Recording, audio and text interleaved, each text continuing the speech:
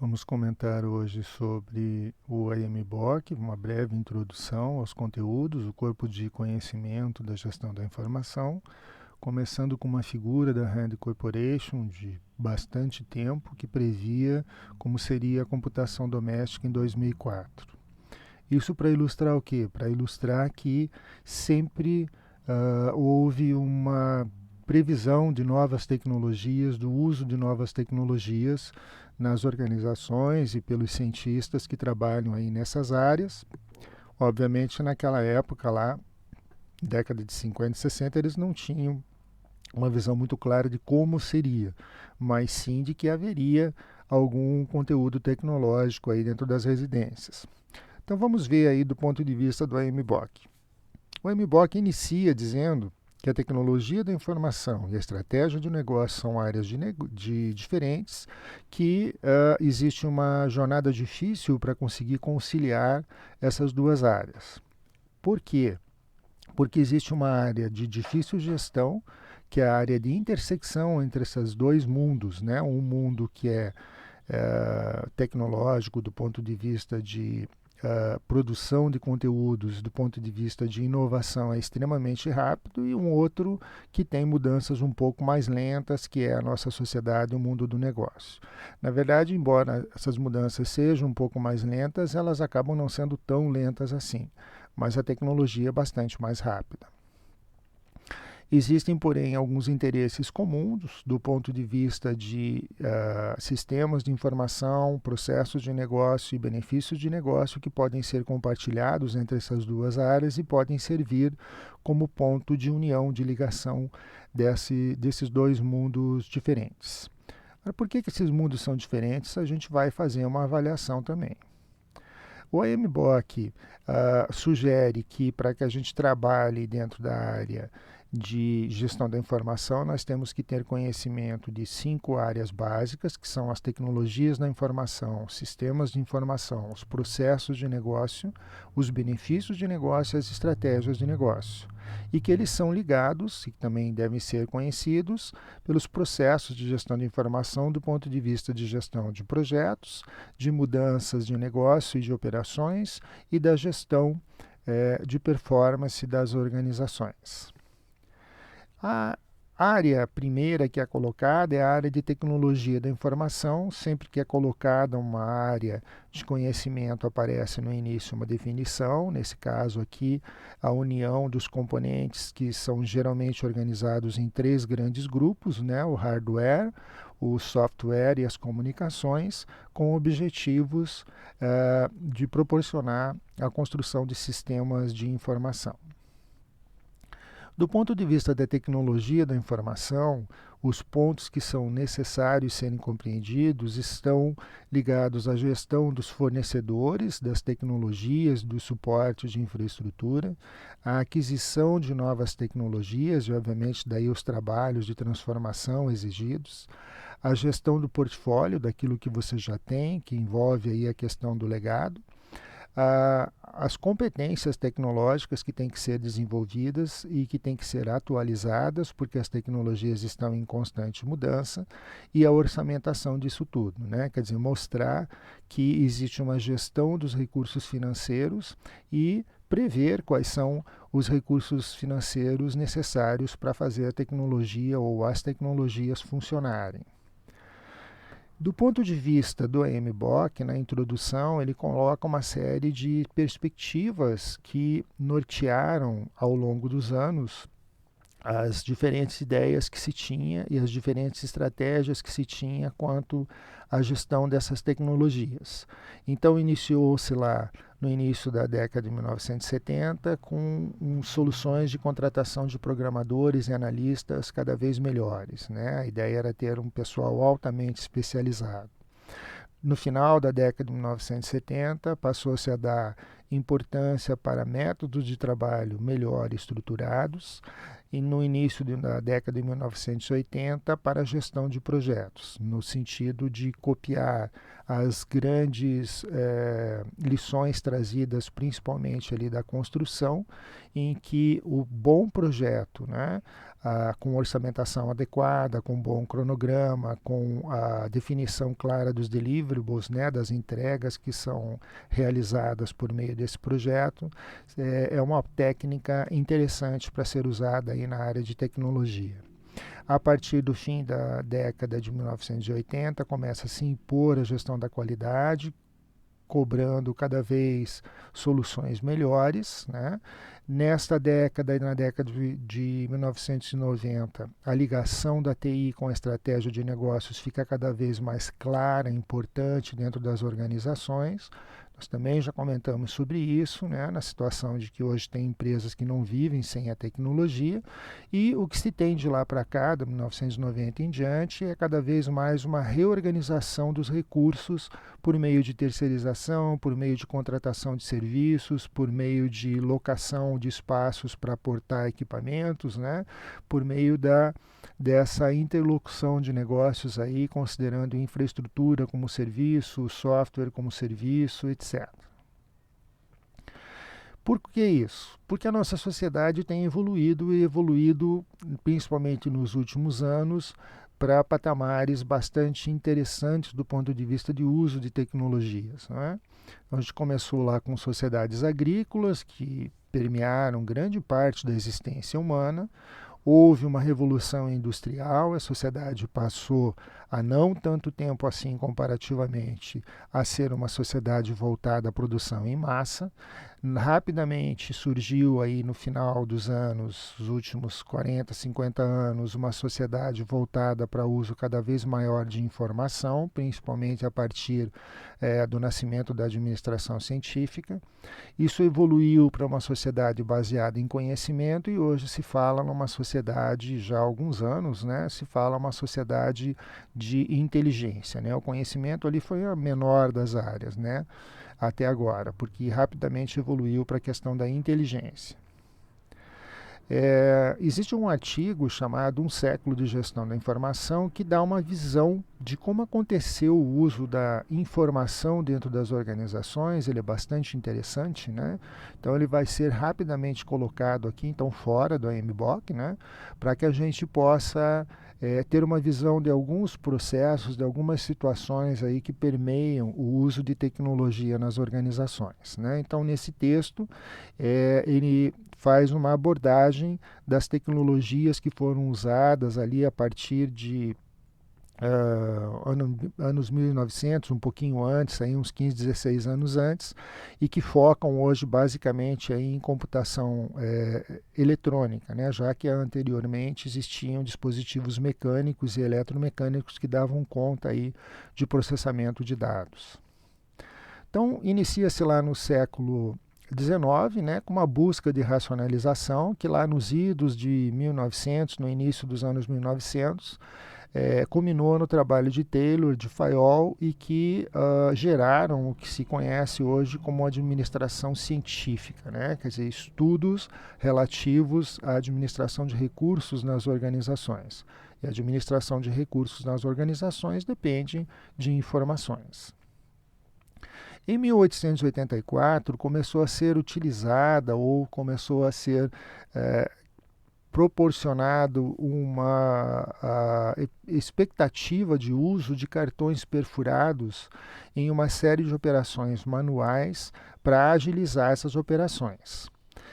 Os cartões perfurados, lembrando, eles são uma versão do Jacquard, que na verdade tem a ver com a Revolução Industrial. A ideia era fazer programação de teares, né, por meios mecânicos, e o Hermann Hollerith imaginou que poderia ser usado lá no censo norte-americano a questão dos cartões perfurados para facilitar a entrada de dados e a tabulação dos dados do censo. Em 1890, houve uma aplicação de cartões perfurados no censo norte-americano.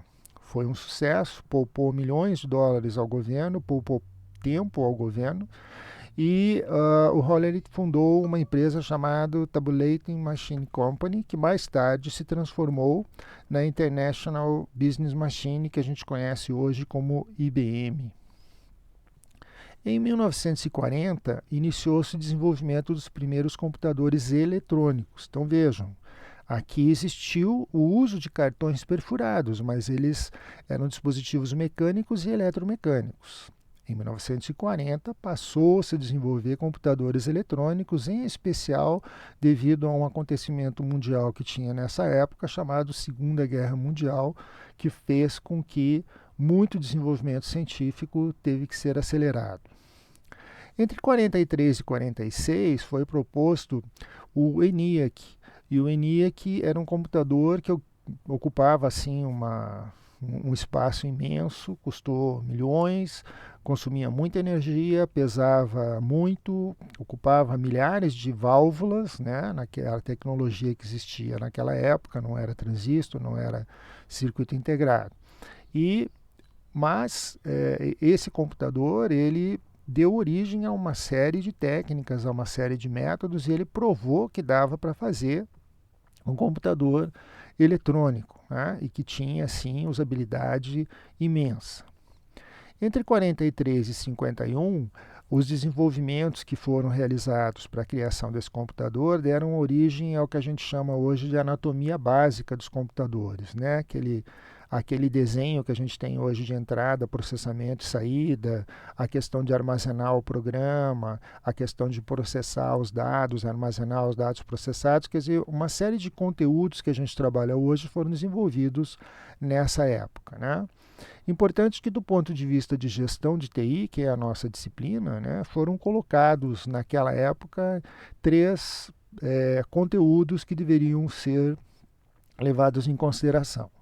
Uma máquina eletrônica, ou um conjunto delas, um conjunto de especialistas que era capaz de acioná-las e um conjunto de pessoas para usar essa máquina. Então vejam que essa divisão, né, da parte hardware, a parte peopleware dividida entre os especialistas, né, os técnicos e os usuários que a gente tem hoje, né, ela é uma divisão que foi feita já naquela época para poder fazer essa tecnologia funcionar. Em 51 surgiu o UNIVAC, o primeiro computador comercial que foi desenvolvido pelos mesmos criadores lá do ENIAC. Em 1960, a década de 1960 foi chamada de mainframe, né? A década ou era do mainframe. E também se iniciou nessa década o desenvolvimento da internet. Essas décadas, os computadores eram utilizados basicamente para reduzir as entradas trabalhosas, né? Então a ideia era aumentar a produtividade da entrada e do processamento de dados para rapidamente ter uma saída, ter algum tipo de informação. As estruturas que existiam nas organizações eram basicamente copiadas. A gente chama de snapshot, né? Você tira uma foto de como é a organização e informatiza aquilo. Isso não é o melhor, mas hoje se sabe que não é o melhor, né? Mas antigamente era o que se fazia. Você pegava o processo e automatizava o processo sem melhorar o processo, né? Se ele era bom, ótimo. Se não era, continuava ruim. Basicamente, os computadores, então, eles serviam para fazer algumas simulações, algumas modelagens, e o Departamento de Defesa norte-americano, nessa época, já estava desenvolvendo o que hoje é conhecido aí como rede internet, na época como sendo uma rede de defesa.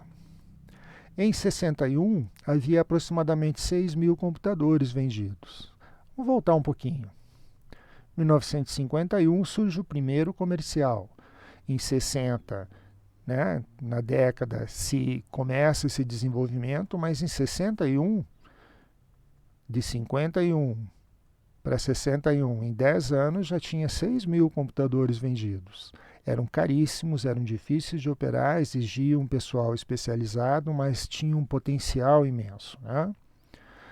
Na década de 1970, nós tivemos o início da computação distribuída possibilitada pela chegada do microprocessador, que possibilitou a construção de equipamentos menores, né, mini e microcomputadores, que podiam ser disponibilizados para empresas médias e até para consumidores finais, se eles tivessem, na época, dinheiro. Na época eram bastante caros ainda, né, esses equipamentos.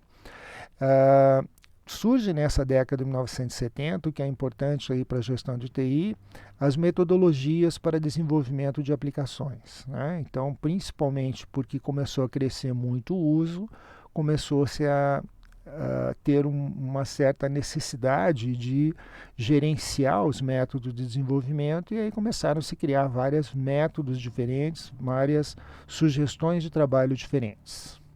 A década de 1980 foi uma época riquíssima para a computação distribuída em função do surgimento do primeiro computador pessoal, o PC, o Personal Computer da IBM, né? Que é de 1981 e que foi um sucesso de mercado porque ele contava com o suporte de uma empresa que era sinônimo de computação, né? A IBM. Então, se a IBM dizia que aquele computador era pertinente ao uso em negócios, as empresas passaram a acreditar e passou-se a desenvolver muito software profissional para o uso desses computadores, então ditos pessoais, mas que eram basicamente utilizados ainda em empresas, né? A potência cada vez maior, mas isso dá origem à computação chamada de ubíqua, que é o que a gente tem hoje, né? O computador e a computação em todos os lugares, a gente não foge disso. A década de 1990, com o crescimento da computação pessoal em velocidade altíssima, com o barateamento do custo dos computadores devido à produção em massa e um aumento extremamente expressivo aí da capacidade computacional, né? Grandes volumes de dados começam a surgir, permitindo customização para usuários individuais e o surgimento aí de softwares e tecnologias e algoritmos capazes de processar esses dados.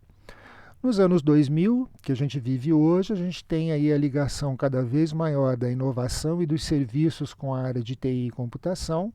Do ponto de vista empresarial, os sistemas de planejamento em nível de empresa, em nível global hoje, né? E cada vez mais o uso de criatividade dentro do uso desses sistemas e dessas tecnologias dentro das organizações e para criar novas organizações e novos serviços. Então, visão geral aí dessa situação que é explorada aí, então agora no AMBOK. Na área 2 de sistemas de informação, a definição que nós temos lá é que é uma reunião das tecnologias e das pessoas que provêm aí os sistemas e as informações que os negócios precisam. Então as pessoas também passam a ser um foco, não é, do uso aí da gestão da informação e da preocupação, né, das rotinas de gestão. Esse capítulo ele traz para a gente um pensamento que é sintetizado nesse quadro, onde na década lá de 1960, o número 1 ali, se buscava a eficiência interna, né? Quer dizer, o processamento de dados tradicional, aquela questão que a gente comentou há pouco, do ponto de vista de vamos melhorar a eficiência e produtividade das pessoas e das organizações. Na década de 1970, passa-se a pensar na efetividade interna em quais são os sistemas operacionais-chave, quais são aqueles que efetivamente interessam para cada empresa. Sei lá, o controle de estoque que aparece ali, né, o processamento de ordens de venda, de compra. E, num terceiro momento, lá na década de 1980, existe uma evolução interna, né? Quer dizer, possibilitada pelo crescimento das tecnologias, surgem os sistemas de cunho assim, mais competitivo, um pouco mais estratégico. Essa evolução a gente viu lá na primeira aula, quando a gente falou da evolução das tecnologias, dos processos de negócio e da gestão de projetos. Na década ainda de 1980, surge como eficiência externa a troca eletrônica de informações, né? O EDI ali, o Electronic Data Interchange, que se refere a você trocar informações eletrônicas, por exemplo, com parceiros comerciais, com parceiros financeiros. A efetividade externa vem aí no início da década de 1990 com a racionalização dos processos e o compartilhamento das informações operacionais necessárias para que eles funcionem, que evoluem depois, na década lá, mais ou menos na metade da década de 1990, com uma disseminação, né, em larga escala aí das informações, colocada ali, por exemplo, como Supply Chain Optimization, ou a otimização da cadeia de suprimentos, né? Na metade da década de 90, ainda o surgimento da web, que possibilita uma ligação melhor entre as organizações. Lembrando que indústria aqui é um segmento, né? Então é o segmento em que a empresa se encontra, e não indústria assim no sentido indústria industrial. Né? Ah, no final da década de 1990, passa-se a trabalhar nos fluxos de dados entre indústrias, né? Cruzando aí os segmentos diversos, né? Com o crescimento aí dos sistemas regulatórios e o uso endêmico, né, da web, né? Quer dizer, a web cresceu assim assustadoramente, o que fez realmente com que os fluxos de informação entre as organizações tenham aumentado muito. E nos números 8 e 9 aparece ali a efetividade e evolução nacional e internacional do ponto de vista de sistemas transnacionais, da soberania da informação, que aparece ali no quadro número 9, o declínio das estruturas geopolíticas, né, como um sinônimo aí dessa evolução desse conteúdo informacional cada vez maior. Observação que existe ali uma interrogação em alguns anos, ali, algumas décadas ali no final do nosso quadro, em função de que o AMBOK, aí, essa versão original, é da metade dos anos 2000. Né? Então, algumas coisas ali elas já estavam acontecendo, mas não se tinha certeza. Hoje nós já podemos afirmar que estava correto. Né? A gente já vive isso. Os sistemas de informação, então, evoluíram para uma função cada vez mais estratégica nas organizações, para aplicações que são críticas para sustentar o futuro da estratégia de negócios, né? Que dão aí condições de tomada de decisão correta para a permanência do negócio, né? Para a continuidade do negócio, talvez até para a abertura de novos negócios. Evoluindo, fala-se então dos processos de negócio, que são a área 3, do AMBOK. Começa-se essa discussão com uma visão de negócio em que aparece um organograma.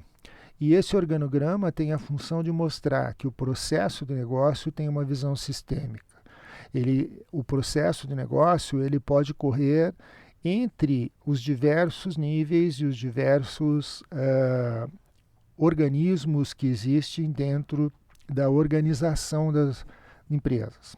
A gente pode pegar um exemplo, quando a gente faz uma venda online, por exemplo, a gente tem lá na página da empresa, por exemplo, as questões de marketing, e aí quando você faz um pedido e efetiva esse pedido, você está disparando ali o teu processo de negócio ao mesmo tempo para conferir estoque, para aprovar cadastro, para efetivar uma transação financeira. Tudo isso integrado gera um pedido de entrega, né? Gera uma questão aí de logística. Então, são normalmente organismos diferentes dentro das organizações, a área de marketing, a área de logística, a área de administração, a área contábil, a área financeira, mas o processo ele percorre todos eles. Né? Então, essa é a visão que está sendo dada aí. Sugere-se que os processos têm uma visão estratégica. Né? Então, a ideia qual é? A ideia para fixar a questão das tecnologias que são necessárias é que você começa lá no número 1 desenvolvendo uma visão, que é bem estratégico, né? Número 2, identificando os interessados, e número 3, tabulando ou registrando as expectativas que vão te possibilitar ali no número 4, derivar dali os processos ideais para que essas expectativas sejam atendidas, ao mesmo tempo gerando ali o número 5, que é um mapa ou um registro dessas expectativas.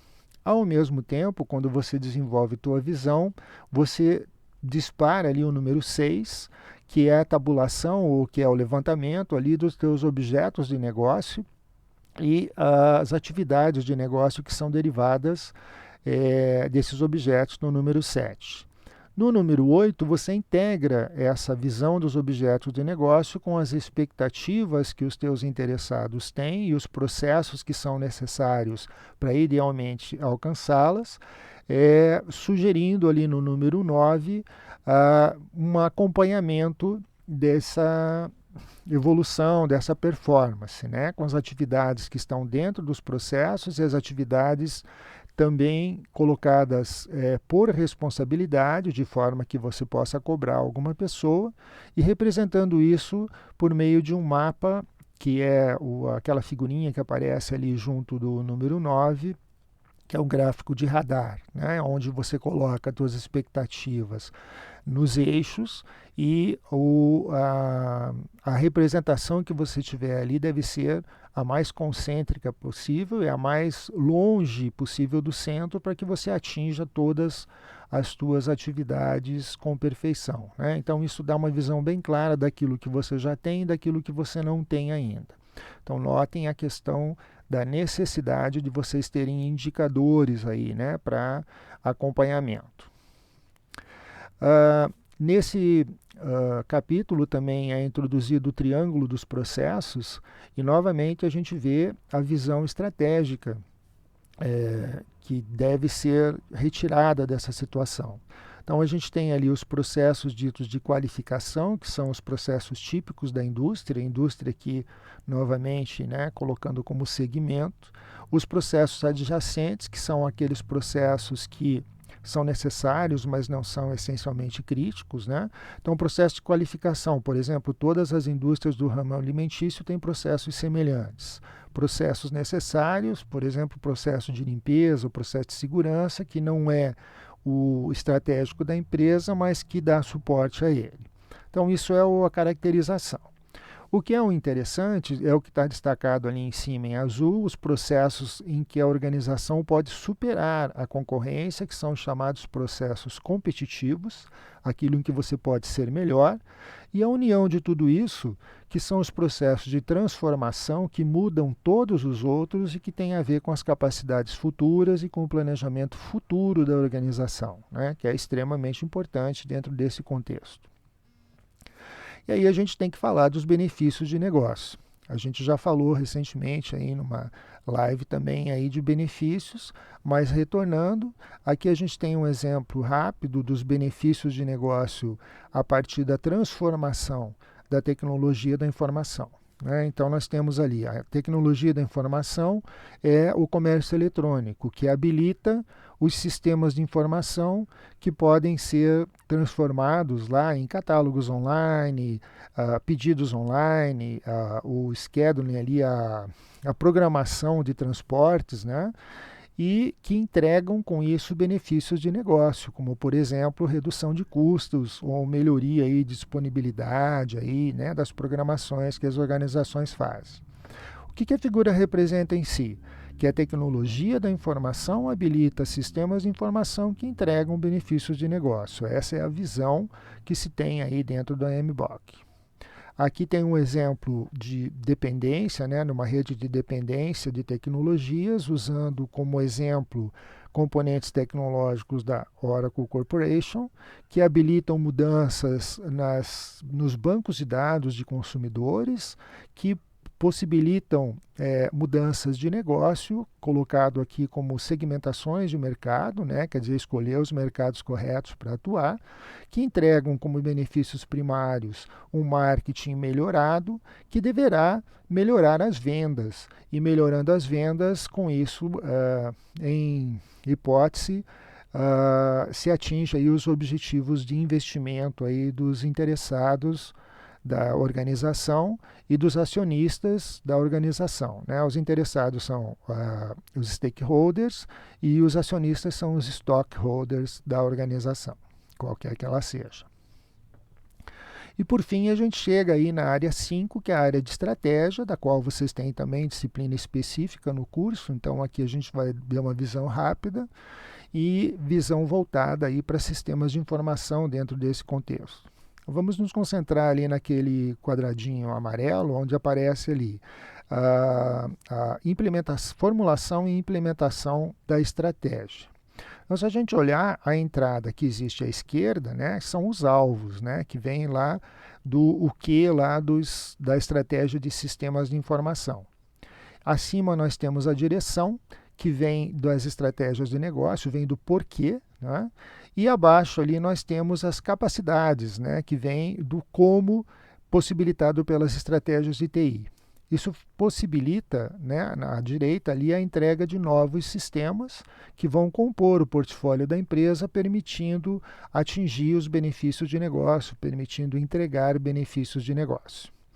Bom, esses segmentos eles têm uma realimentação ali para aquilo que já existe de ambiente externo e interno em termos de negócio, em termos de sistemas e de tecnologia de informação. Ou seja, a visão que se tem aí é a visão de que existem componentes internos e externos que vão ser levados em conta e que estão em mutação e que vão nos possibilitar novos porquês, novos o quês, novos como, em especial a tecnologia nos possibilita os novos como, que o why, né, o how ali, né, que dão origem a novos sistemas que compõem aí os melhores benefícios de negócio a serem entregues. E por fim, o pensamento, né, dessa questão estratégica é o pensamento de que nós estamos em algum local, né? Where are we now? Então, onde nós estamos? Onde a gente poderia estar, onde nós gostaríamos de estar, né? E o que nós temos que fazer aí para chegar nessa posição aí que nós estamos almejando, né? Então, se vocês olharem lá no final do quadro, embaixo ali à direita, existe lá a implementação colocada como sendo Project and Change Management, né? Quer dizer, o projeto e a mudança, que existe aí a gestão de mudanças, né, que deve ser necessária para que se consiga realizar isso. Isso é um conteúdo aí da disciplina de estratégia, que na verdade aqui só tem um foco em tecnologia da informação, então a gente não vai se alongar nisso. Então essa é uma visão geral aí do nosso AMBOK que a gente tem para trabalhar dentro da disciplina de gestão de TI como sendo um dos objetivos.